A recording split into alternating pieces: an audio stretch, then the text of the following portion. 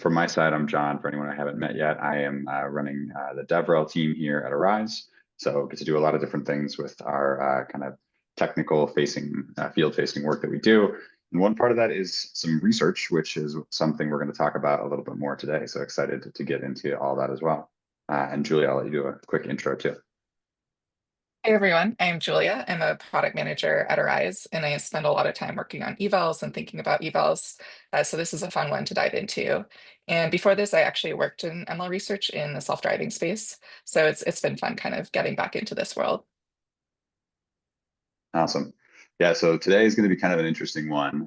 So a little bit of an intro as we have everybody joining. We're actually going to be going through a paper that we have written ourselves. So this is sort of a white paper that we put together that details some research that we've gone through really over the past 6 months almost at this point. It's kind of taken us quite a bit of time to put everything together. And so this is an interesting area that we're really excited to dive into. It's been a team of people pulled from different parts of the company that are really doing a lot of the work around this, what we're calling LibreEval project that we've been working on. So I'm very excited to share this with everybody. This is kind of the launch of this in a way. We actually just put up some of our website and actually released the paper. So you guys are getting kind of a preview of this right as it's going up and going live. We're kind of timing it around this. So excited to jump into it. As always, as we're going through, feel free to drop questions or drop any sort of comments that you might have in the chat as we go through, and we'll kind of tackle questions as we go. So saving them for the end. Okay, so we can probably jump in as we keep going. There's a link to our paper that just got dropped in the chat. That will link you to a homepage for the website, and then you can click on the view the paper link there to see the full research paper. So a little bit of background on what we did here. So rewind about 5-6 months ago, a group of us were talking about on our side this idea of kind of the validity of benchmarks and some of the benchmarks that were in the space already and how much those related to kind of real world use cases or usage. And we kind of started by thinking about this idea of hallucination evaluation was what we're calling it, which is really almost like context adherence evaluation in a way. So it's one of the most popular evaluations we see people doing on our platform. But the idea is if you're running a RAG-based system, you've retrieved some context, and then you're going to ask a question on that context and then generate an answer based on the context in the question. And one of the really common evals is this hallucination eval or context adherence eval of whether or not anything in the answer is kind of not supported by the retrieved context. And so, again, it's one of the most common ones we see. There's some common benchmarks that exist for this, things like hallueval, or there's like Hotpot QA is like a data set that gets used to test this and is used in one of our evals as well. And so we were kind of thinking, hey, these existing benchmarks that are out there are good, but they've now been out there for a long enough period of time where they may have actually been kind of subsumed into the training data of some of the more popular models that are in the space. So I think we were thinking, hey, the odds of GPT-4o being trained on hallueval are pretty high. And so when it's run against that benchmark, then it may have strong performance, but that may not translate into real world performance from there. So we kind of had this idea of these benchmarks are maybe getting stale over time as they get incorporated into training data of large models. And then the other big problem that we were seeing is that a lot of our enterprise users and a lot of our customers who were running large scale evals were mentioning that it was getting kind of prohibitively expensive to run large scale LLM based evaluation, especially if you're using top of the line models. If you're using Claude 3.5 Sonnet or Claude 3.7 Sonnet now, if you're using these big models, then you're essentially doubling your inference costs unless you're sampling by some amount. And so there was a big push that we were starting to see of focusing towards using smaller models to actually to try to evaluate your application. And so with all this in mind, we figured we would try to take our own stab at creating a few things. So this is all stuff that we're releasing now. So this is all out into the world as of now. And it is a OSS repo that we've created. So there's a repository that's linked from that page that has all of the code we use to generate some data sets, as well as train some models to address some of the problems that we were talking about. We also are releasing a data set, which at this point is the largest open labeled hallucination data set. It's about 77,000 rows, I think, or somewhere in the 70,000 rows. And then we are also releasing some fine-tuned models that are trained on this data that we've generated to be able to detect hallucinations. And we'll go more into this, but we've specifically selected 1.5 billion parameter models, so pretty small models, to try to get them to perform well on this particular task. And so we're going to go through a little bit of the process we use to do this today. Again, this is all available in the repo, so you could use this as is. You could actually extend it from there if this is something that is relevant to work that you guys are all doing. And so the process that we use to generate the data sets is as follows. So we would start with a config. And what we did was we started with a base website that you could point to and say, hey, this is going to be my context. Really, all we're doing there is scraping the website. We're scraping a lot of different pages on the website and selecting paragraphs from them that we're going to use as context. So you can substitute that in for your own text if you wanted to, but in our case, we would start with a base web URL. And then we had a set of kind of configuration parameters of what language do we want to generate the row in? What are we going to sort of encourage hallucinations or not? So we had a concept of synthetic versus non-synthetic. And so what that meant for us was, do we encourage the model to hallucinate in its response or not? Or do we let it happen naturally? And then what LLM do we want to use to generate the row? What LLMs do we want to use to judge the row, whether it was a hallucination or not? And then a few other configuration parameters around question types and hallucination types and things that we can get into. And so that config would then be executed here. We would scrape data from the website, take what we call the most interesting passage from each page of that website, and then use that to generate a RAG pairing here. So we generate a question about that particular paragraph, and then would generate an answer to that question. And then finally, we would have 3 different judges that would all label whether or not that particular example was a hallucination or not. And we would take the kind of majority vote of that label and use that as the associated label there. So we could use this process to generate, in the end, we generated 70,000 plus rows of this data across a whole bunch of different websites, different domain knowledges, different models, all these kind of different pieces as we go through there. And again, you can trigger this within the repo just by providing one of these configs as a JSON.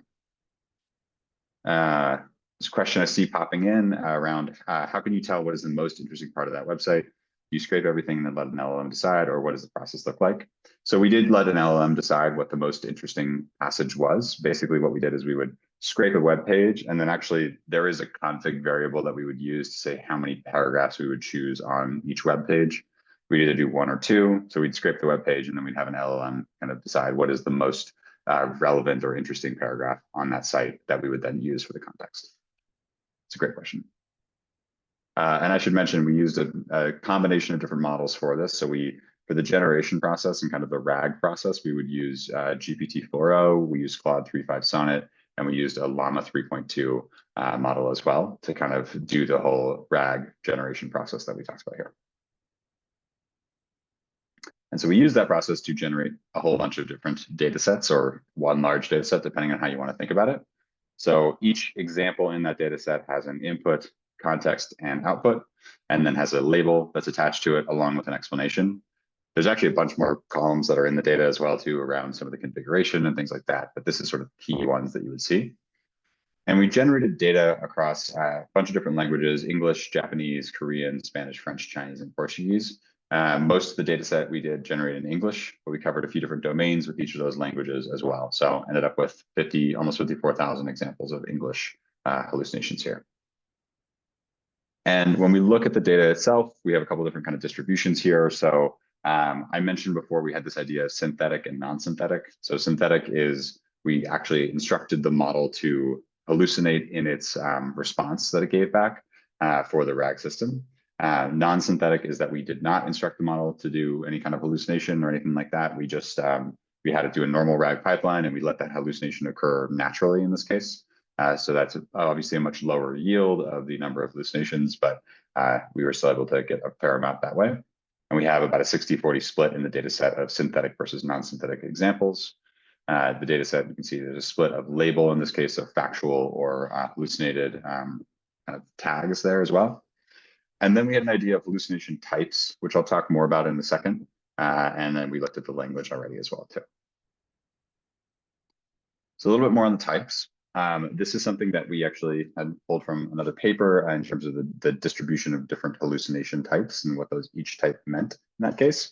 But essentially what we did is we generated these different, a different set of kind of, we take our outputs from our whole data set, and then we'd actually run a model over them to categorize those outputs into different types.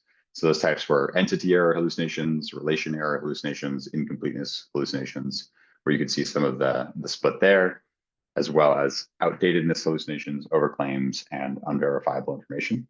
And we tried to set this up in a way where we would have an even split, an even distribution between each of these types. And so we actually had different prompts for the synthetic cases where we would try to trigger different types of hallucinations. And we tried to do that equally, but ended up, when we analyzed it afterwards, that a lot of the responses tended towards the examples that you see here. So we got many more relation error hallucinations and incompleteness hallucinations than we did entity error, for example. So that was an interesting kind of thing that we got to see, is that there is a sort of tendency to hallucinate in very specific ways, despite what instructions we gave it to a model in that case. And one other interesting area that we did too is we wanted to get a sense of how our LLM as a judge, kind of our council of judges, because we had 3 judges that were labeling each example, how they compared to human labels. And so what we also did is we took a sample of the data. We had some human labelers that we used through a labeling service actually label that data. And then our team manually went and checked the accuracy of the human labels and the LLM council labels. And we actually found that the LLM council labels were more accurate, at least when compared to our team's judgment of what the right answer was. And so we found they were a little bit more accurate than the human labels. And we actually did 2 rounds of this test, where one round we gave the human labelers just the input, context, output, and have them choose hallucinated or factual. And then the second time, we actually gave them the LLM council's output as well. And so we told them, hey, now this is what the LLM council said. Is that right or wrong? And what was interesting is that in the second case there, they almost always agreed with the LLM council, and they actually ended up getting a more accurate result.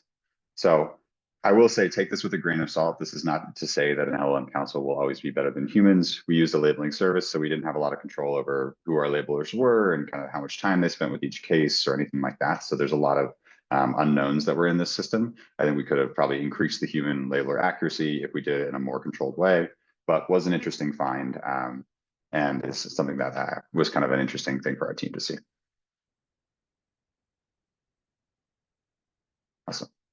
So that's a little bit about the data set that we generated, and then a little bit about model performance on this data set. So from the data set, we actually tuned some of our own models. We tuned some GPT-4o mini variants. We tuned some Quen 1.5, Quen 2 1.5 billion variants, and then we tested them against each other along with some base models as well.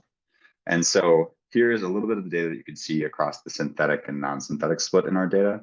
And so this was an interesting kind of finding that we had, is that, well, obviously our fine-tuned GPT-4o mini, for example, kind of topped performance when tested against our own data set's test set. But the other thing that was interesting is that there is a fairly large difference here between non-synthetic and synthetic performance. So this is differences in the performance of models' abilities to identify hallucinations and identify either synthetic hallucinations or non-synthetic hallucinations. So to say this another way, existing models had a much harder time identifying hallucinations when they were kind of naturally occurring, as opposed to ones that we had encouraged the models to make. So that was an interesting kind of finding that we had, is that kind of supports a little bit of that idea that we had of certain existing models are trained on some of this data already, or they're more sort of able to recognize that information. So beyond that, we did all kinds of splits within our data, and you can see that in the paper if you want to go to that in more detail. But we also kind of checked the language split as well too. We kind of did English versus the non-English samples we had. And interestingly, we saw kind of equal performance across those, which was kind of surprising to us. We thought the English performance would be higher, but we actually saw fairly equal differences there. And then we kind of started to see across our testing here that, at least when tested on our own, the test set of our own data, then we would see kind of different stratas of models, where the kind of best performing models were either our GPT-4o mini fine-tune, or your GPT-4os, your Claude 3.5 sonnets, kind of your top LLMs at the time. And then right below those would be kind of our fine-tunes of our Quen models. So it was a smaller model that we fine-tuned that was able to kind of improve its performance there. And then kind of the third tier would be the existing SLMs, so existing GPT-4o mini, existing Haiku, at least on our own data, which was a promising result that we saw there. However, when you start to look at some of the outside data sets and testing against some of those outside data sets, we saw slightly different results. So for example, this is a little bit blurry, so apologies for the blurry image, but you can kind of see that we had different data sets here on the bottom that we tested against. So LibreEval was our own test set. And then we also tested against a set of data sets used in an Arize paper, as well as HalluEval1 and those different splits there too. And so you can start to see the differences in model performance as we go through that. GPT-4o mini fine-tuned, for example, beats out its existing kind of version here on our LibreEval data set. And then it, in some cases, does slightly worse than its base model, which was interesting across some outside data sets. Again, we think this might be because some of those outside data sets are actually already in the training data for that particular model, which then means by fine-tuning it, we kind of confused it in a way by adding in extra information there compared to how it was treated for these other examples. And then with our Quen fine-tunes that we had here, they performed kind of more in the range of what we saw from like a GPT 3.5 Turbo or something along those lines. So as we test on outside data sets. So again, we're excited to see how this kind of continues into real world to see if it backs out some of our other conclusions that we had there. And so last little bit on this before I turn it over to Julia is just a few kind of key takeaways that we saw. There were some interesting elements of where models performed better on the synthetic versus non-synthetic examples. It was interesting to see that language didn't have as big of an effect across some of these different models as well.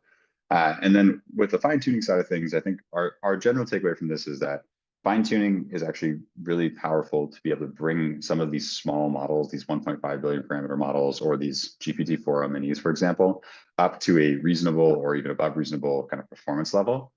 And one thing to call out here is that the cost for us to fine-tune one of these Quens, for example, is like $30. Like we did not spend a lot of money to have to fine-tune these. I think once we got our parameter sets and everything like that, we were tuning on 40,000 examples. We used Together AI to do this, and we were able to tune it for a very kind of a pretty cheap cost in that case. And so with that, you're then able to reduce the cost of your inference by potentially a factor of 10 if you're comparing to GPT-4o or some of these top of the line models. So we do think that this is kind of presenting a fairly strong case for having a much more like cost-effective way to run some of these evaluations. There's a few things we could tackle from future work as well, kind of improving the difficulty of our data set, using our human labelers a little bit better in a little bit more of a focused way, and then potentially expanding into some other evaluation tasks in the future. But we actually also spent a good amount of time looking at how we could incorporate this into some kind of improvement cycles within our own product. And so for that, I'm going to hand it over to you, Julia, here to talk through with our section. Awesome. I also see we have one question in the chat that we can quickly address first about using this on scientific documents with equations and some graphs. So I do think this workflow should work for that. We're basically able to fine tune on any sort of data that you have. So it's like fully customizable. And we actually use this with a lot of more scientific data in like health sciences and other areas.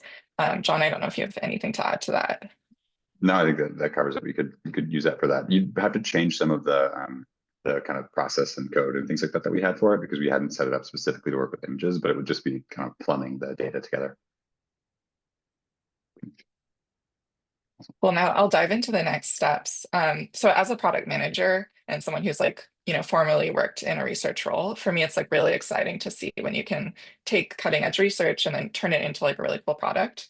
So I'm just going to talk through some of the next steps we have here with integrating this LibreEval project into the Arize platform, specifically our online evaluation platform, and then ultimately turning this into a data flywheel.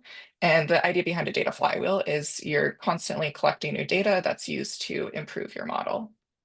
Next slide, please. So this is an image of what our platform looks like.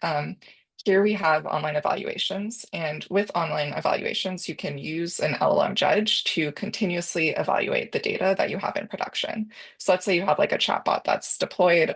Maybe it's like a travel agent chatbot that helps you or helps customers, book flights and hotels. You can continuously have these evaluations running to evaluate that chatbot. And in this paper, we've been focusing on hallucinations. So in this case, we have a hallucination template, and we're constantly evaluating whether or not each example is hallucinated or factual. And this is a way to just collect a lot of data over time.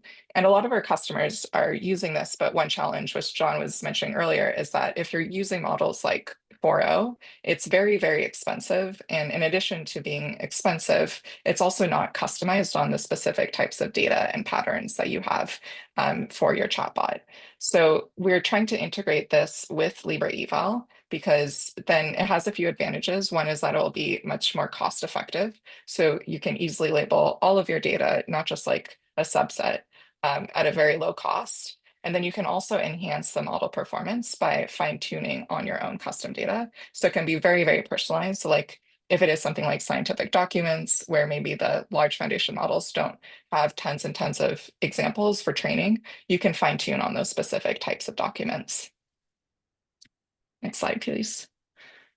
Yeah, this just shows like after you've sort of set up that evaluation, the types of labels that you would see in our platform. So here you can see examples labeled as either factual or hallucinated, and it's really easy to just like quickly scroll through and find all those examples where there was a hallucination.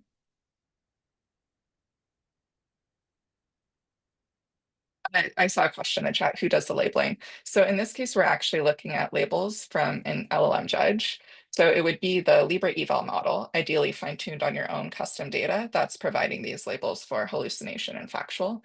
And then later on, we'll see that that can actually go to human labelers in a labeling queue. So this is an example, like clicking into one specific example of what this label would look like.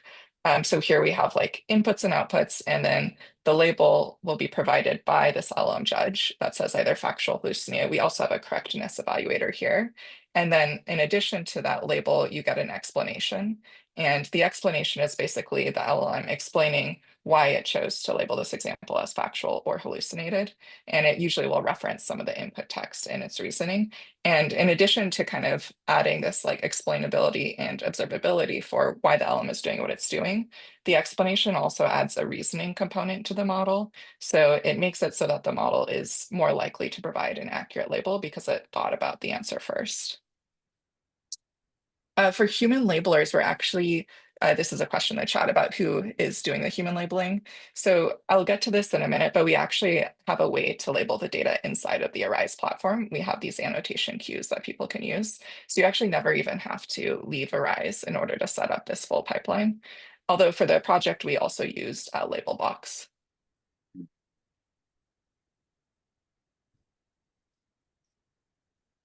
So this slide kind of goes over what a data flywheel would look like in this context. So there's two flywheels, and we'll mostly be focusing on the one on the right. So on the left, there's kind of this loop to continuously improve your production agent. So that would be like the chatbot that you have in production. And the idea is that you're continuously collecting data from this chatbot, running these evals with LM as a judge. Those are the labels that you just saw, adding that to a data set, and then either fine-tuning or optimizing the prompt for this model so that you can continuously improve your agent. Now on the right, this is what we're going to be focusing on. There's a flywheel to continuously improve the judge. So that would be like the LibreEval model that we were just discussing earlier. So with this loop, you can identify the failure modes for the LM judge. So these would be examples where maybe multiple judges disagree, or there's a low confidence score associated with the label. Then you can send those to human labelers, and then you can use those examples to fine tune your LM judge or optimize the prompt. And then after that, you can review the experiments with the fine tune model and then redeploy. So the idea is like this loop will just be happening continuously. So the LM judge just gets better and better over time on its own.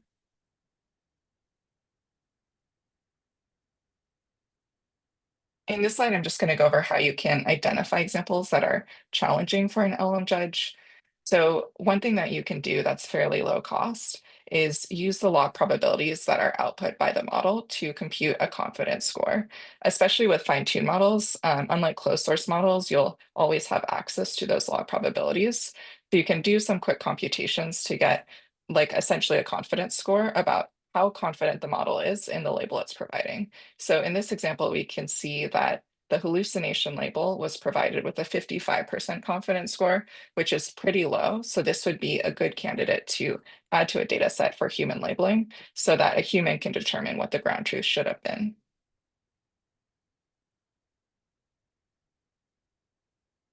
And this is what the labeling queues look like in Arize. So you can take any team of annotators and set them up to basically annotate every single example that comes into a specific data set. You can have multiple annotators annotating each record, and they'll basically provide whether or not they think this example was hallucinated or factual. And they can also add other information like notes about explaining why they think this is the case. And all of this data can later be used to actually fine tune and improve the LLM.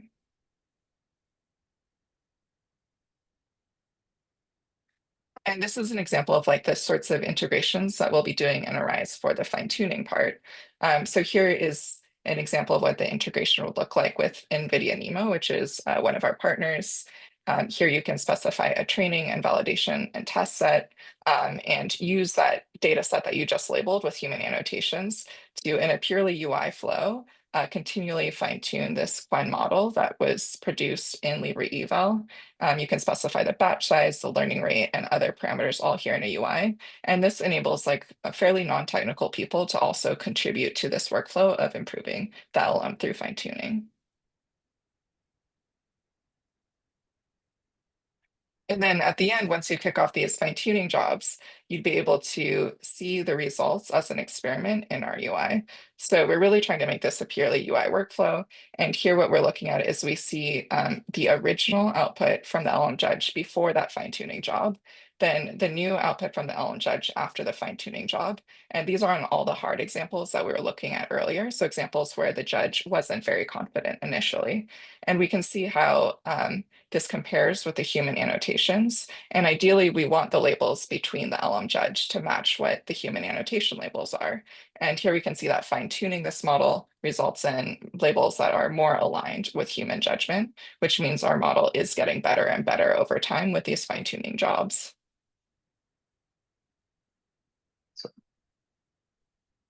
And I think that is all we have in terms of content today.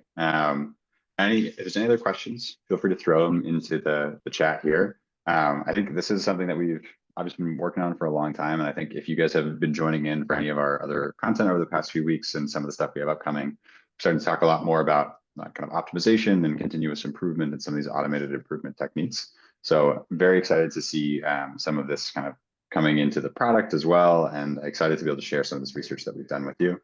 Please check out the site that we had as well and the paper on there. We're going to also be hosting up the fine-tuned model that we have on Together AI, so it'll be accessible through Together in the next few days, and we'll be able to have that available for you. So if you want to play around with the model or anything like that, then you are welcome to check it out, and we would love any kind of feedback you have. Again, we kind of see this as the baseline that we're going to use for this continuous fine-tuning that Julia talked through there. And yet there's a question of whether we'll share the recording. We're going to share the recording by email and then also within our community Slack. So if you want to join our community Slack, feel free to scan the code on the right there, and then we're all in there and you can ask any follow-up questions that you might have and just kind of follow along with us as we continue to improve these. And with that, Julia, any last thoughts, anything else you want to say before we wrap it up here? No, I think that's a great summary, and I really appreciate all the conversations in the chat. Yeah, thanks everybody for the questions, and we'll see you in a couple of weeks for our next paper reading.